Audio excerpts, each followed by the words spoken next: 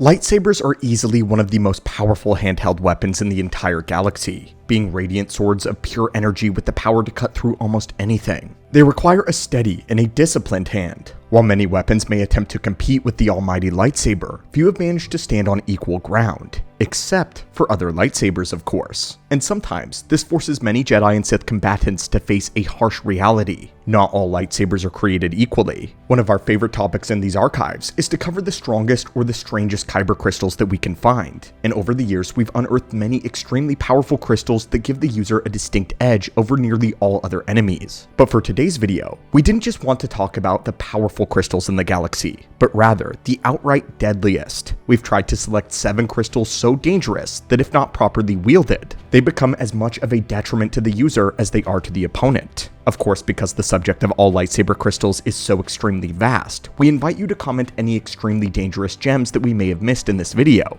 But now, acolytes, let's begin. It's hard to begin a discussion about the most powerful lightsabers without paying respect to the Mandalorian's Darksaber first. While the make of this crystal and the blade remains completely unknown in the lore, we haven't been given up on analyzing all of its aspects yet. With the hilt made of Beskar, a blade of light-consuming onyx, and having a flat angular design, the Darksaber distinguishes itself in a great many categories. The biggest thing that sets it apart still though, is just how mysterious it is. We currently aren't sure how much of this strange shape are attributed to the connection of the crystal and the make of the hilt. But when speaking about the crystal, we can point to several parts of the design that make it outright dangerous, and a massive strength of the Darksaber. The first is the odd magnetic property that the blade possesses. This aspect of the Darksaber seems to trip up a lot of Jedi who fight Mandalorian wielders of the weapon. They find their lightsabers being magnetized to the crackling energy blade of the Darksaber, making it difficult to slip the defenses or to retreat while engaging in combat. Just like how the Darksaber seems to draw in all light into its black edges, it gives it a wider, brighter glow. It's almost as if the blade draws in other lightsabers as well, catching them within its snare. The second aspect of the blade, however, suggests that the Darksaber may be even more powerful than a regular saber is. Revealed in The Mandalorian, the blade has a special reaction when pressed against Beskar. 99% of lightsaber blades glance off of Mandalorian iron without leaving so much as a burn. The Darksaber, though, will actually heat up Beskar to the point of glowing. Din Djarin's spear looked as though it would buckle when Moff Gideon locked the Darksaber against it, indicating that the crystal produces a more concentrated amount of energy than a normal kyber crystal does. Either that, or Tar Vizsla included some sort of Mandalorian secret in the weapon's design that made it effective against even his native alloy. This is still a lot of speculation, and a ton of speculation going around about the Darksaber, but all signs point towards the black crystal of the weapon, holding far more secrets than we currently have answers. The Darksaber was not the first lightsaber in Star Wars to produce a blackened edge. There was another. Though not quite as fleshed out in concept, it still exists. This was known as the Blackwing crystal, and that is the crystal that was the inspiration for today's video. As the name suggests, these type of crystals were formed when regular kyber comes into contact with the Blackwing virus. Those who recognize the name remember it as a Sith bioweapon, one that turns living beings into flesh-hungry undead. It was first invented by the Sith Darth Scabarus, who sought a path towards immortality using a ritual, but of course the ritual went horrifically wrong. Finding his notes, our own Darth Sidious would attempt to recreate the alchemical reaction, but would engineer it as an Imperial bioweapon to use against the Rebel Alliance. But aboard the Star Destroyer, which served as the mobile research laboratory, the virus got out and infected the entirety of the ship. But this wasn't the end of the disease, as some managed to make it to Dathomir, infecting a large portion of the planet, which then had to be quarantined. Deep within the quarantine zone caves were undead rancors, these Blackwing virus crystals which had somehow become mutated by the virus. That actually makes a lot of sense though, considering the pathogen was a creation of the dark side, making it force-based as well. When placed within a lightsaber, the Blackwing crystal creates a dark and a smoky ash-colored blade. This is one of the most odd types of lightsabers that we've ever heard about, and unfortunately there isn't much to say about its properties. The reason we decided it needed a place on the list though, was because of its potential to transfer the Blackwing virus. While this has not been explicitly stated, we speculate that the wounds inflicted by the saber has the potential to infect the victim with the undead illness. A zombie lightsaber, guys. If this were true, then this would make it one of the worst kinds of kyber crystals to ever exist in Star Wars lore. And while this is currently unconfirmed, we invite you to speculate on the uses of the Blackwing lightsaber and what it's really capable of. But now, let's move on to the next lightsaber. The next is known as the Styium crystal. This will be the first of our stealth-centered lightsabers on today's list. The mineral of the lightsaber was traditionally used as the core resource for cloaking devices. Stealth field generators have always been highly experimental technology that only a few ships have ever been equipped with. Even during the era of the Clone Wars, cloaking technology was still in its prototype phase. However, the Sith Darth Tenebrous designed a ship with an array of Styium crystals which gave the vessel perfect invisibility. Invisibility both with scanners and to the naked eye.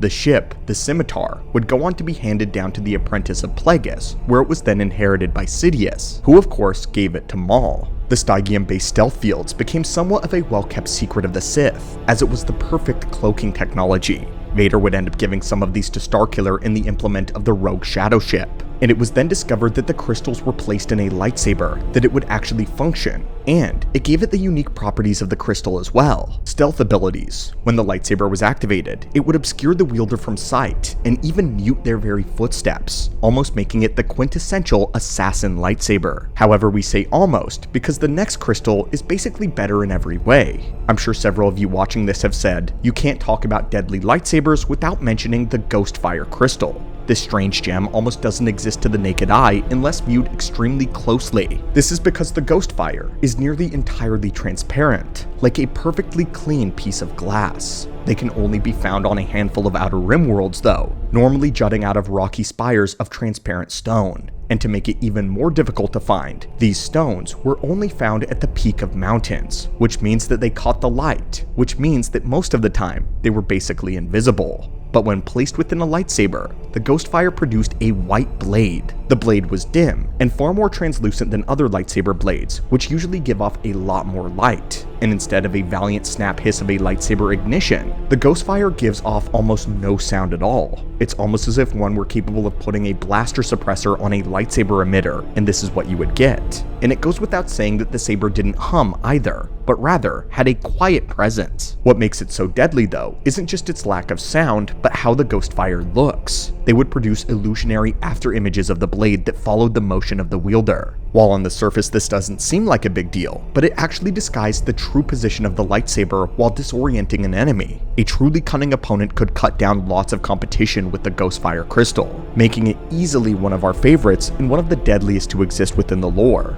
But as for the final 3 crystals, we wish we could have done a countdown towards number 1. However, each one of the final options that we selected are so powerful and deadly that they basically share the final spot. With that said, we need your discernment on which of these deserves the number 1 spot, and which is truly the most powerful. So let's begin with the crystal known as the Barab Ingot. The crystal was named after the planet whence it came, Barab 1. The planet was baked in radiation, and its surface was littered with valuable ores. However, most are not brave enough to attempt to harvest them. Among these orbs is the Barab Ingot, which only a few have managed to successfully place in a lightsaber. What resulted was a blade which burned hotter than any other lightsaber. It burned so fiercely, in fact, that it looked unstable, erratic, almost to the point of losing its cohesion. It was like a sword of blazing fire, and it even caused targets struck with it to immediately catch on fire. But what made it so deadly was that the crystal made both the lightsaber hilt and the blade radioactive, calling into question whether or not it's a good idea to expose oneself to such a weapon, much less to actually construct one.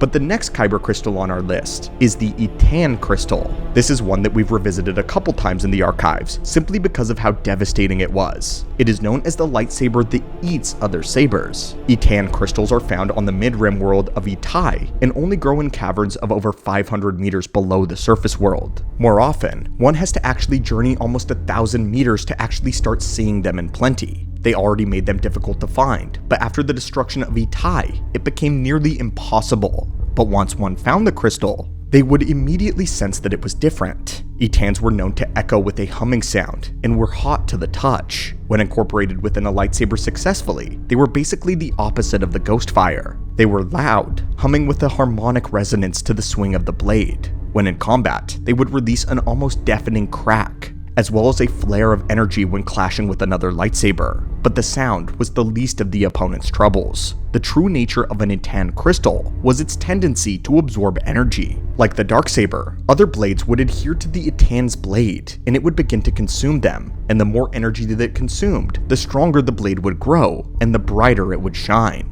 It was hard to find something worse than a vampiric lightsaber crystal, but we have one more that we want to bring to your attention, guys. But now we have the Lignan Crystal. This is the last for our list today, and it's not only one of the more powerful crystals, but it comes with a very unique history. Lignan crystals were made out of lignan ore, which was incredibly potent with, of course, the dark side. The blade produced burned much hotter and lasted much longer than your average lightsaber blade. They were so efficient, in fact, that Luke Skywalker acknowledged their superiority to his own artificial crystal, noting that it was able to cut faster through thick metal doors, faster than any lightsaber that Luke had seen before, and was able to cut completely through a viewport. Not only this, but the crystals enhanced the wielder's natural connection to the dark side. The history of this crystal goes all the way back to 5000 BBY, during the Great Hyperspace War. In this ancient time, the Sith Naga Sitao had ordered for as much of the ore to be mined as possible after finding it on the world of Fagan III. The starship labeled as the Harbinger carried a massive payload of these crystals, but it was intercepted by a Jedi Master. The Jedi, Rerlin Drur, and his Padawan, Drev Hassin. While on board the Harbinger though, the Jedi Master sabotaged the hyperdrive with detonators and entered into a duel with the ship's captain, Sayist Rogan. Despite the hyperdrive being shot out though, the captain still attempted to make a jump to hyperspace. Seeing that the ship was about to jump though, the Jedi Padawan sacrificed his life to ram a ship into the command bridge. The Jedi Master watched the entire thing happen in despair, right as the Harbinger began its jump.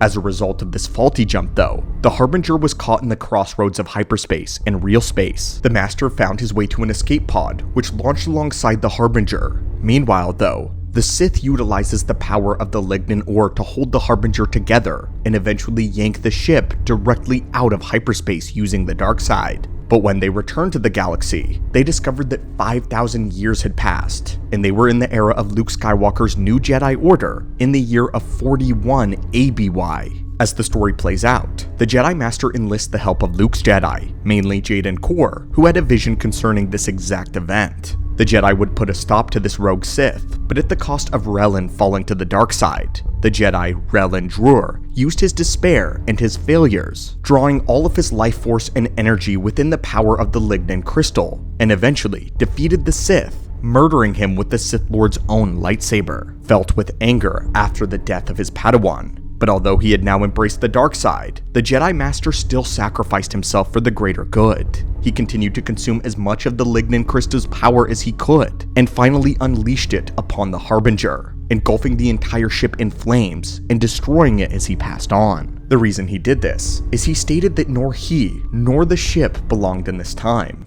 Unfortunately though, the ship would crash land on the world of Kesh, which was the home to the lost tribe of the Sith, who ended up getting their hands on a massive payload of the Lignan Crystals. And with that, my friends, this is our list of 7 of the most dangerous lightsaber crystals across Star Wars lore. There's always so much to talk about when it comes to crystal lore, which is why we're always eager to share this new information with you. But now it's your turn. This is a very broad topic that's nearly impossible to claim the top spot as the definitive deadliest lightsaber crystal. So we want to know if we missed any potentially lethal crystals from the lore. And of course, which of the crystals that we explored today do you believe is the most deadly? Would you be willing to use any of these lightsaber crystals in your own weapon? And until next time, my friends, may the Force be with you, and have a phenomenal day.